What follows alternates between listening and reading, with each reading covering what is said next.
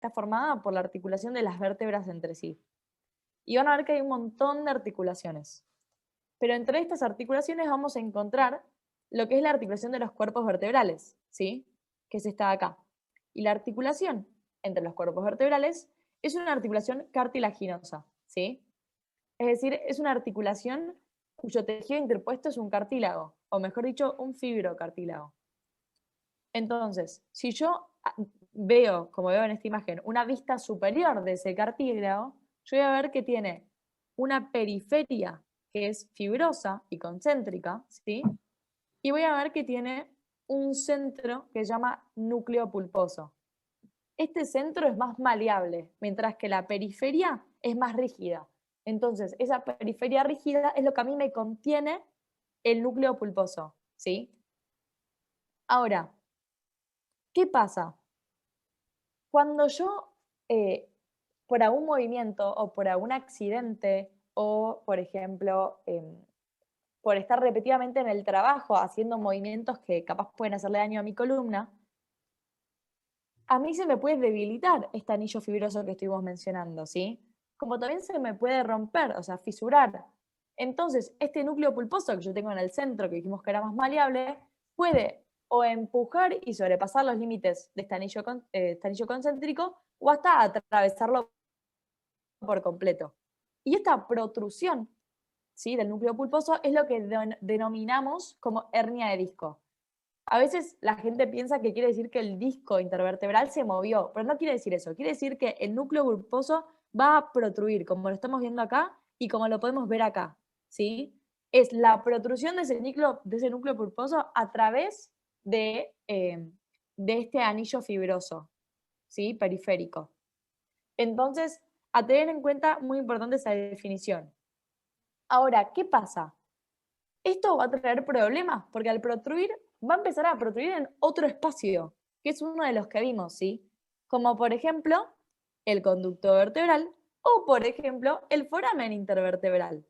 Entonces, puede protruir tanto hacia donde va a estar la médula espinal, que era súper importante, o hacia donde encontrábamos el nervio espinal y sus raíces, que también es súper importante. Lo más común es que protruya hacia posterolateral, es decir, hacia el foramen intervertebral, ¿sí? Que se llama hernia foraminal. ¿Y por qué es lo más común? Porque la parte posterolateral del disco, ¿sí? Es decir, esta región cerca del foramen intervertebral del disco, es la parte más débil de este anillo fibroso periférico. Entonces, hacer la parte más débil de este anillo fibroso periférico, ¿sí?, es más común que protruya hacia posterolateral, comprimiendo así el contenido del foramen intervertebral, ¿sí? Ahora, ¿qué pasa cuando se comprime cualquiera de los dos espacios? Y bueno, cuando la hernia, en vez de ser hacia el anillo, hacia el foramen intervertebral, es hacia el conducto vertebral, piensen que va a estar protruyendo también lo que es el ligamento longitudinal posterior, ¿sí? Entonces, al protruir hacia el conducto vertebral podemos tener problemas bastante graves, porque puede dañar o comprimir la médula espinal, que es algo esencial para millones y millones de funciones que tenemos en el cuerpo, ya sea motoras o sensitivas, ¿sí? Ahora, entonces va a ser algo más generalizado. Cuando protruya hacia lo que es el foramen intervertebral y sea una hernia, eh, siempre me olvido este nombre específico, y sea una hernia que es foraminal, ¿sí? Vamos a ver que va a ser un poco más específico los síntomas. ¿Por qué? Porque va a depender del territorio de inervación de este nervio espinal y de sus raíces, ¿sí?, el síntoma que tenga el paciente. Entonces, si pasamos a la siguiente diapositiva, acá tenemos un cuadrito, ¿sí?, que es el libro del Dr. Pro, en donde podemos ver, por ejemplo, que si el disco herniado está a la altura de C4 y C5, el nervio espinal que yo voy a ver afectado es el nervio espinal de C5, ¿sí? O la raíz nerviosa que forma este nervio espinal. Entonces, por ejemplo, voy a poder encontrar debilidad muscular de músculos como el deltoides, el bíceps braquial, que capaz son músculos que todavía no conocen y está perfecto, pero que van a ver, por ejemplo, en la clase de hombro, que ya falta poquito, ¿sí? Y van a ver también sensibilidad afectada de la región lateral y superior del brazo, como también de la región deltoide, que es la región del hombro. Entonces, ¿por qué? Porque el territorio de inervación de C5 del nervio C5, o sea, del nervio espinal a la altura de C5, incluye todo esto. Y en el momento en que yo empiezo a comprimir a este nervio y a sus raíces nerviosas, empiezo a tener problemas como esta debilidad muscular o como esta sensibilidad afectada. Ahora, si yo desciendo un poco más, por ejemplo, el disco herniado es a nivel de L3, L4, ¿sí? Y la raíz nerviosa que sale es L4, mi debilidad muscular cambia, ya no va a ser a la altura de mi brazo, ¿sí? Ni de mi hombro. Va a ser a la altura de mi muslo y de mi pierna. Entonces, voy a tener debilidad muscular de los cuádriceps, ¿sí? Voy a tener el reflejo disminuido patelar, tener que patelar tiene que rodilla, y voy a tener sensibilidad afectada del borde medial de la pierna. ¿Por qué? Porque este nervio tenía como de inervación y todas las estructuras mencionadas. Entonces, de la hernia de disco, al igual de qué estructuras tenían que ver con la inervación del nervio a la altura de la hernia de disco sucedida, ¿sí? Si pasamos a la próxima diapo. Para terminar de cerrar el concepto de hernia de disco, vamos a ver estas imágenes. ¿Alguno se anima a decirme qué tipo de diagnóstico por imagen es la que estamos viendo?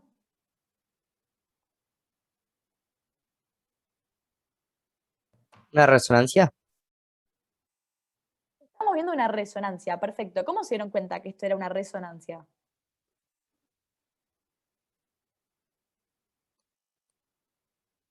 ¿Alguien se anima?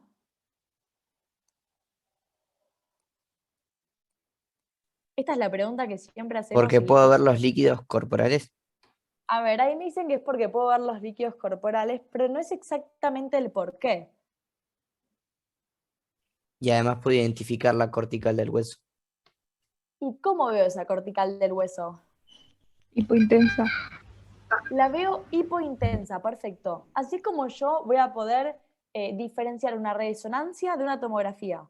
Si yo busco el hueso, por ejemplo acá que encuentro una vértebra, ¿sí? El cuerpo vertebral, yo voy a ver que la cortical del hueso, es decir, la parte más externa de ese hueso, piensen que cortical viene de corteza.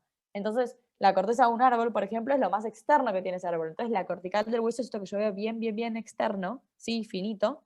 La veo negra, o en términos de resonancia, la veo hipointensa, es decir, con poca intensidad, ¿sí? Y yo, de esta forma, diferencio que esta imagen es una resonancia y no es una tomografía. Porque piensen que en la tomografía...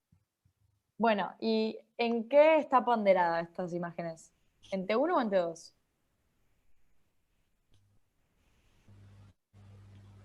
En T2.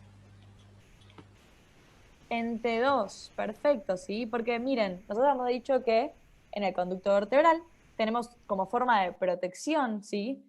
De la médula espinal, el líquido cefalorraquídeo. Entonces yo puedo ver, pero recién está apareciendo lo que escribí antes, perdón, ¿eh? Ignoren todo lo que está apareciendo ahora.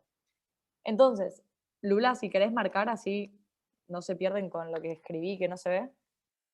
En el conducto vertebral yo puedo ver un líquido que es el líquido cefalorraquídeo. Y ese líquido yo lo veo blanco, ¿sí? Lo veo hiperintenso. Y así es como yo puedo ver que esta resonancia está en T2 y no en T1. Porque yo en T1 a ese líquido lo vería más oscuro, lo vería más gris, ¿sí? Entonces yo ahí sabría que estaría en una T1. Entonces, perfecto, estamos frente a resonancias ponderadas en T2, ¿sí? Genial. Ahora, ¿se me escucha bien? Porque me están llegando recién los mensajes de antes. Sí, sí, perfecto. Genial. Entonces, quiero que miren a lo que está apuntando la flecha amarilla. ¿Qué les parece que es?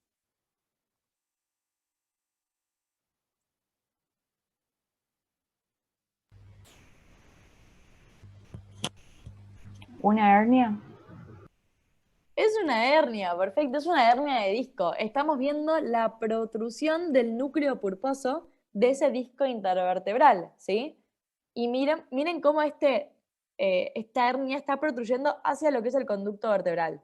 Por suerte, estamos en un nivel bastante abajo, entonces ya no tenemos médula espinal. O sea que ya no es un riesgo de que esta hernia de disco nos traiga problemas por estar comprimiendo la médula espinal, porque recuerden que la médula espinal termina a nivel más o menos de L2. Entonces lo que tenemos acá es cola de caballo, es decir, las raíces de los nervios espinales que son de niveles más inferiores. Entonces, ¿qué pasa? Yo en este caso tendría como sintomatología del paciente, ¿sí?, problemas de los territorios de inervación de los nervios cuyas raíces están formando esta cola de caballo, ¿sí?, principalmente de miembro inferior. Bueno, ¿alguna duda entonces de hernias de disco? ¿Alguna pregunta? Les recuerdo que Cátedra 1, hernias de disco la tienen que ver un poquito más hacia profundo, ¿sí? Porque hacen un poco más hincapié en lo que es la clínica. Cátedra 2 y 3, capaz no tan profundo, pero igual se toma hernias de disco en ambas cátedras. Entonces, para tener en cuenta. ¿Alguna pregunta de esto? Bueno, genial. Entonces, para terminar, les traigo una última aplicación clínica que a mí me parece que está muy buena. Pero antes de verla, de nuevo, ¿qué tipo de imagen estamos viendo?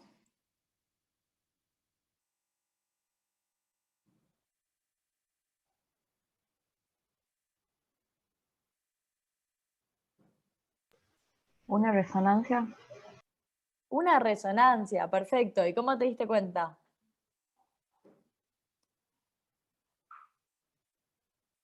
¿Cómo se Por la dieron cuenta que una cortical del resonancia? hueso.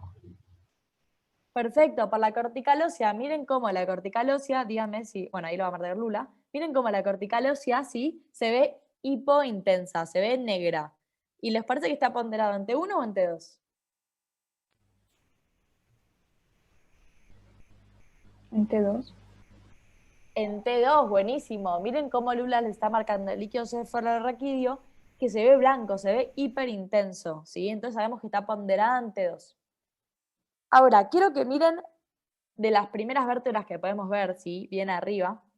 Vamos a poner un poquito primero de término de situación. Recuerden que esto va a ser anterior, porque puedo ver, por ejemplo, los cuerpos vertebrales, puedo ver parte de lo que va a ser el dorso de la lengua, ¿sí?, el cuello. Esto de acá va a ser posterior, porque puedo ver lo que serían las apófisis espinosas de las vértebras, puedo ver parte de la nuca y del dorso, parte del cerebelo, ¿sí? Esto va a ser superior, porque me encuentro con tronco del encéfalo y con cerebelo, y esto va a ser inferior, ya que puedo ver niveles más inferiores vertebrales, ¿sí? Ahora, quiero que vayan bien hacia superior y vean de las primeras vértebras que podemos ver. ¿Por qué se ve así? ¿Por qué parece un cono? ¿Qué estoy viendo? ¿Qué me está marcando Lula? ¿Es el diente del axis? Es el diente del axis, exacto, perfecto, ¿sí? Eso que yo estoy viendo es el diente del axis, es decir, estoy viendo una estructura que corresponde a la segunda vértebra cervical, ¿sí?, que se llama axis. Entonces, ¿por qué les estoy mostrando esto? Porque quiero que se imaginen, por ejemplo, un accidente de auto, ¿sí? Accidente en el auto en cual la persona que estaba acompañante o manejando o quien sea, a una velocidad bastante acelerada, por ejemplo, choca contra lo que tiene adelante, pongamos que es un árbol. Entonces la cabeza le latiga. ¿Qué quiere decir que le latiga? Se le va rápidamente para adelante y de nuevo para atrás. Al hacer eso, lo que puede causar es una rotura de este diente, ¿sí? Una rotura de lo que sería el diente del axis. Y ahora, si se rompe este diente del axis, lo que puede pasar es que este diente protruya hacia posterior, porque piensan que no tiene nada que lo esté protegiendo más que las articulaciones y los ligamentos alrededor, pero tienen también una debilidad estos ligamentos. Entonces, se corta este diente del axis, protruye hacia atrás y miren lo que puede comprimir. ¿Qué es lo que está marcando Lula? La médula espinal. La médula espinal, perfecto. Entonces, si este diente del axis se me sale del lugar porque tuvo una fractura, se fue para atrás, me comprime a mí la médula espinal, eso puede causar muchos problemas graves, ya desde la parálisis hasta la muerte, ¿sí? Porque muy, muy cerca de la médula espinal, ahí arriba, tenemos la parte más inferior del tronco del encéfalo, ¿sí? Entonces, esa parte inferior del tronco del encéfalo es donde vamos a encontrar parte del centro respiratorio y parte del centro del corazón, o sea, cardiorrespiratorio. Entonces puede causar una muerte instantánea. Entonces, por eso es súper importante entender los contenidos de estos forámenes y sus relaciones, porque tiene mucha aplicación clínica, ¿sí? Y de cosas que pasan normalmente. Los accidentes de auto son algo bastante común, al igual que las hernias de disco. Les comparé dos cosas nada que ver. Pero bueno, Bueno, estas son las referencias bibliográficas que utilizamos para la confección de la clase. Acá van a poder encontrar todo el contenido, como los esquemas y las imágenes de material cadavérico que utilizamos. Les agradecemos mucho por mirar este video. No se olviden de seguirnos en todas nuestras redes. Acá está la cuenta de Instagram, que es @natoenlinea. Y en nuestra descripción pueden encontrar todas las demás redes sociales. Nos vemos en otro video.